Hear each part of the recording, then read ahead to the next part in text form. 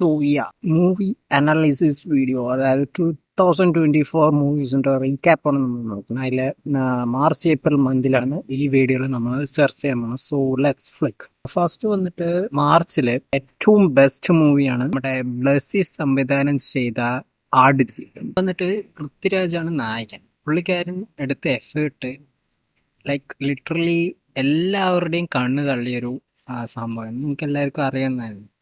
പക്ഷേ ഇതിൽ ഏറ്റവും കൂടുതൽ എനിക്ക് ഇൻസ്പയറിംഗ് ആയി തോന്നിയത് ബ്ലസ്സിയുടെ ഡെഡിക്കേഷൻ ലെവൽ. അതായത് പുള്ളിക്കാരൻ ഇതിനു വേണ്ടി 10-12 വർഷമാണ് പുള്ളിക്കാരൻ ഇൻ്റർവ്യൂവിൽ പറഞ്ഞ കാര്യം. എൻ്റെ വീട്ടിൽ വെൽത്ത് ഉള്ളത് കൊണ്ടാണ് ഞാൻ ഇത്രയും ടൈം എടുത്താലും കുഴപ്പമില്ലാത്തത്. ബട്ട് സ്റ്റിൽ എന്തൊക്കെ പറഞ്ഞാലും നമ്മൾ ഒരു പ്രൊജക്റ്റിൻ്റെ പിന്നെ ഇത്രയൊക്കെ വർഷം ഇരിക്കുക എന്ന് പറയുന്നത് ചില്ലറ കാര്യമല്ല. അപ്പോൾ അതും പോരാത്തതിന് അവർ ഷൂട്ടിങ്ങിന് പോയ സമയത്ത് തന്നെ അവിടെ കോവിഡ്, അവിടെ എല്ലാം ലോകം മൊത്തം കോവിഡ് വന്നു. അങ്ങനെ ലോക്കായി. സെയിം, അതായത് ആടുജീവിതത്തിലെ നെഗറ്റീവിന് സംഭവിച്ച അതേ കാര്യം തന്നെ ഇവർക്കും സംഭവിച്ചു അവിടെ. സോ ഓൾ ടുഗെദർ അതാണ് സ്റ്റോറിനെയും കാട്ടി എനിക്ക് ഇഷ്ടപ്പെട്ടതിൻ്റെ ബിഹൈൻഡ് ദ സ്റ്റോറീസ്. ആ ഒരു എൻ്റെ മേക്കിംഗ് വീഡിയോ ഒക്കെ ഉണ്ട്, അതൊക്കെ അടിപൊളിയാണ്. അവരവിടെ ക്രിക്കറ്റ് കളിക്കണതും കാര്യങ്ങളൊക്കെ ഉണ്ട്, അതൊക്കെ സെറ്റാണ്. കാരണം വേറെ എവിടേക്കും പോകാനും പറ്റില്ല, പ്രത്യേകിച്ച് ഒരു ആക്സസും ഇല്ല. കുറച്ചൊരു ഗ്രൂപ്പ് ഓഫ് ആൾക്കാർ ഒരു ഹോട്ടൽ ആ ഒരു ഏരിയയിൽ കുറേ കാലം ജീവിക്കുന്നു. ആ ഒരു സംഭവമൊക്കെ കാണിച്ചിട്ടുണ്ടായിരുന്നൊക്കെ വളരെ രസമായിരുന്നു. ക്രിക്കറ്റിൻ്റെ ആവേശത്തിൽ പൃഥ്വിരാജ് ഉൾപ്പെടെയുള്ള ആൾക്കാർ ഇങ്ങനെ ടീമായി തിരിച്ച് അതിനൊരു ട്രോഫിയൊക്കെ വെച്ചിട്ട് ഭയങ്കര രസകരമായി ആ ആൾക്കാർ ആ സമയം എൻജോയ് ചെയ്തു. യെസ്, അടുത്തത് നമ്മുടെ തങ്കമണി. അതും ഒരു റിയൽ ഇൻസിഡൻറ്റ് ബേസ്ഡ് സ്റ്റോറിയാണ്. പക്ഷേ എന്താ സംഭവിച്ചതെന്ന് വെച്ചാൽ ദിലീപ് അഭിനയിച്ച് അതിനെ ഒരു മലങ്കൾട്ടാക്കി വെച്ച്. അതിനിപ്പോൾ എന്താ പറയുക, മലങ്കൾട്ടെന്നും പറയാൻ പറ്റില്ല. സീരിയസ് പടവുമായില്ല, ഒരുമാതിരി കുഴഞ്ഞു മറിഞ്ഞ് അവിഞ്ഞ വരുവായിട്ടാണ് മാറിയത്.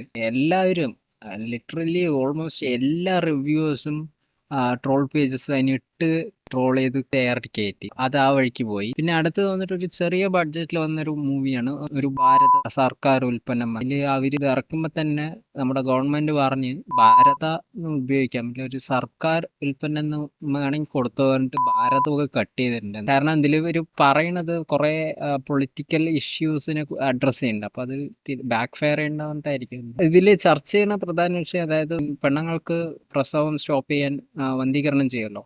അപ്പം അത് ആണുങ്ങൾക്ക് ചെയ്തു കഴിഞ്ഞാൽ അതിൻ്റെ എഫക്റ്റ് എങ്ങനെയായിരിക്കും, അതെങ്ങനെ സൊസൈറ്റിയിൽ റിഫ്ലക്റ്റ് ആവും, അതൊക്കെ ഡിസ്കസ് ചെയ്യുന്ന ഒരു മൂവിയാണ്. പടം വലുതായിട്ട് അങ്ങോട്ട് കയറി പോയില്ല, ജസ്റ്റ് ഒരു സാധാരണ പടമായി മാറി. പിന്നെ അടുത്തതാണ് ഒരു ഇൻട്രസ്റ്റിംഗ് ആയിട്ടുള്ളൊരു മൂവി, വേറെ ഇതില്ല, അഞ്ചക്കള്ള കൊക്കാൻ. ഇതിൻ്റെ പേര് പഠിക്കാൻ പെട്ട പാട് എനിക്ക് ആ ടൈമിലേ അറിയുള്ളൂ. ഞാനത് ഫസ്റ്റ് ബ്രഹ്മയുഗമാണ് തോന്നുന്നു, അതിൻ്റെ അതായത് പടത്തിന് പോയ സമയത്ത് ഇതിൻ്റെ പോസ്റ്റർ അവിടെ കണ്ടിട്ടുണ്ടായിരുന്നു. അപ്പോൾ വായിച്ചിട്ട് ഇത് എന്താണ് ഇവർ ഉദ്ദേശിക്കുന്നത്, എഴുതിയിരിക്കുന്ന ഭാഷ മലയാളം തന്നെയാണ്.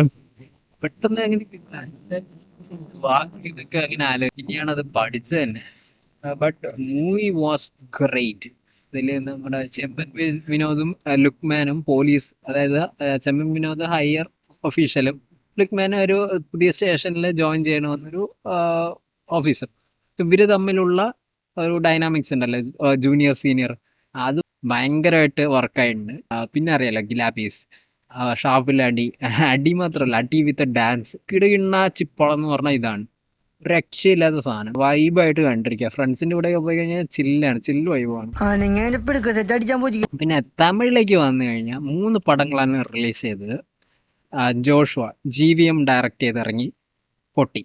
അടുത്തത് പോർ, നമ്മുടെ കാളിദാസ് ജയറാം അർജുൻ ദാസ് രണ്ടുപേരും കൂടെ അഭിനയിച്ച പടം, പൊട്ടി. പിന്നെ അടുത്തത് റബൽ, നമ്മുടെ GVP നായകനായി എത്തിയ പടമാണ്, കേരളത്തിൽ വന്ന് പൊട്ടിച്ച്. അങ്ങനെ തമിഴ്നാട്ടിൽ നിന്ന് ഇറങ്ങിയ 3 പടങ്ങളും ആരൊക്കെ പൊട്ടില്ലായിരുന്നു. So moving on to the next month, April വന്നിട്ട് നമ്മുടെ ക്ലാഷ് ഓഫ് ദി ഇയർ എന്ന് വേണമെങ്കിൽ പറയാം. വർഷങ്ങൾക്ക് ശേഷം വേഴ്സസ് ആവേശം, അതായത് ധ്യാൻ ശ്രീനിവാസൻ വേഴ്സസ് ഫഹദ് ഫാസിൽ, ഫഫ. അയ്യോ, അത് മുട്ടൻ ക്ലാഷ് ആയിരുന്നു. കാരണം ധ്യാൻ പറഞ്ഞു ആവേശം കണ്ടിട്ട് പടം ലാഗാണല്ലോ. ആരായി പറയണ, വർഷങ്ങൾക്ക് ശേഷത്തില് ഡ്രാമ തനി നാടകം കാണിച്ച് ലാഗ് അടിപ്പിച്ച ആളാണ് പറയണത് ആവേശം ലാഗായിരുന്നു. എന്റെ പൊന്നു അതിനുള്ള ഗട്സ് സമ്മതിക്കണം. ഈ മലയാളം മൂവി ഇൻഡസ്ട്രിയിൽ ധ്യാനിന്റെ നാക്കിനുള്ള ലൈസൻസ് വേറെ ആർക്കും ഇല്ല. കാരണം ധ്യാൻ എന്ത് പൊട്ടത്തരം വേണമെങ്കിലും വിളിച്ചു പറയാം, ആരും അധികം ജഡ്ജ് ചെയ്യില്ല. ഇവൻ ദോ തെറിവിളകളൊക്കെ കേൾക്കും പുള്ളിക്കാരൻ, പക്ഷെ അതും പുള്ളിക്കാരൻ ആസ്വദിക്കും. So doesn't matter. അപ്പോൾ ഇത് രണ്ടും പടങ്ങളാണ് മെയിനായിട്ട് വന്നത്. അപ്പോൾ ഇതിൽ വർഷങ്ങൾക്ക് ശേഷം എടുത്ത് നോക്കുകയാണെങ്കിൽ ഒരു സ്ലൈറ്റ്ലി ഒരു ഡ്രാമ ബേസ്ഡ് സ്റ്റോറിയാണ്. പിന്നെ സെക്കൻഡ് ഹാഫിൽ വന്നിട്ട് നിവിൻ പോളിയുടെ എൻട്രി ക്യാമിയോ റോളാണ്, പക്ഷെ ഒരു എക്സ്റ്റെൻഡഡ് ക്യാമിയോ എന്ന് വേണമെങ്കിൽ പറയാം. മോനെ ഒരു രക്ഷയില്ല. തിയേറ്ററിൽ ഫുൾ ഹൈ ആയിരുന്നു, കാരണം നമ്മൾ എക്സ്പെക്ട് ചെയ്യില്ല. കാരണം ഇത്രയും ഡ്രാമയായിട്ട് പോണ സമയത്ത് നിവിൻ വന്നിട്ട് ഇങ്ങനെ ഒരു ഗൂസ് ബംസ് തരുന്ന ആരും പ്രതീക്ഷിച്ചില്ല. അത് പൊളിയായിരുന്നു, പറയാതിരിക്കാൻ പറ്റില്ല. പക്ഷെ പടം ഓവറോൾ നോക്കുകയാണെങ്കിൽ പിന്നെ OTT ഇറങ്ങിയിട്ട് സ്ഥിതിവിശേഷങ്ങൾ നിങ്ങൾക്ക് അറിയാലോ, എല്ലാവരും കൂടെ ട്രോൾ ചെയ്ത് കഴുകി ഊത്തി. പിന്നെ അടുത്തത് വന്നിട്ട് ആവേശം എടുത്ത് നോക്കുകയാണെങ്കിൽ ആവേശം അറിയാലോ, one of the best movies released in 2024. അതായത് 2024 ഇറങ്ങിയ ഏറ്റവും നല്ല മൂവി ഇന്ത്യയിൽ തന്നെ. ഞാൻ വെറുതെ പറയില്ല, ഇത് കേട്ട് നോക്കാം. Number one goes to Avesham. Undoubtedly, one of the most memorable and entertaining experiences in theaters in 2024 was this mad film. Like ഇതൊരു നോർത്ത് ഇന്ത്യയിലെ ഒരു യൂട്യൂബറാണ്, പേര് Anmol. So what is saying that ഈ പടമാണ് പുള്ളിക്കാരൻ കണ്ടതിൽ ഏറ്റവും നല്ല പടം ഇന്ത്യയിൽ വെച്ചിട്ട് ഈ 2024. സോ യാ, അങ്ങനെ മാറിയ പടമാണ്. സോ അതിനെക്കുറിച്ച് ഇനി കൂടുതൽ ഞാൻ പറയേണ്ട കാര്യമില്ലല്ലോ. പിന്നെ ഇതിൻ്റെ രണ്ടിൻ്റെ ഇടയ്ക്ക് നമ്മുടെ ഉണ്ണി മുകുന്ദൻ സ്റ്റാർ ആയിട്ട് വന്ന ജയ് ഗണേഷ് ഉണ്ടായിരുന്നു. പുള്ളിക്കാരൻ ഇതൊരു super hero type genre movie എന്നാണ് ഞാൻ വിചാരിച്ചു, പക്ഷെ അതിൽ അത്രയ്ക്ക് സൂപ്പർ ഹീറോ എലമെന്റ്സ് ഒന്നും ഇല്ല. എല്ലാവരും സൂപ്പർ ഹീറോ ആണെന്നാണ് അവസാനം പറഞ്ഞു വെക്കുന്നത്. സോ ഇത് രണ്ടും മെയിൻ വർഷങ്ങൾക്ക് ശേഷം ആവേശത്തിൻ്റെ ഇടയിൽ ഇത് അങ്ങ് മുങ്ങിപ്പോയി. പിന്നെ അത് കഴിഞ്ഞിട്ടാണ് നമ്മുടെ ദിലീപ് അണ്ണൻ്റെ വീണ്ടും വരവ്. അതായത് അപ്പോഴേ സീരിയസ് ചെയ്തല്ലോ, അത് വർക്കായില്ല. ശരി, എന്നാൽ നമുക്കൊരു കോമഡി ജോണർ ചെയ്യാൻ പറഞ്ഞിട്ട് ചെയ്ത പടമാണ് പവി കെയർ ടേക്കർ.